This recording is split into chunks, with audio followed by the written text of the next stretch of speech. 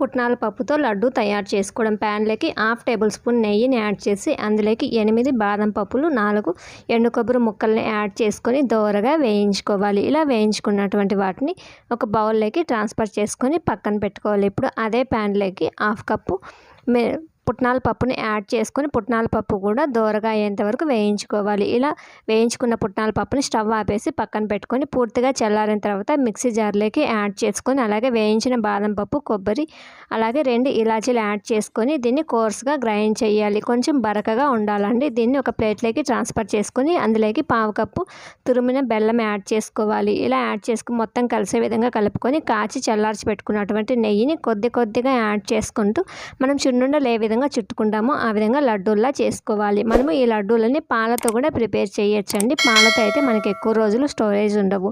నెయ్యితో చుట్టుకుంటే మనకి వారం రోజులు ఉంటాయి. ఛానల్ని సబ్స్క్రైబ్ చేయండి.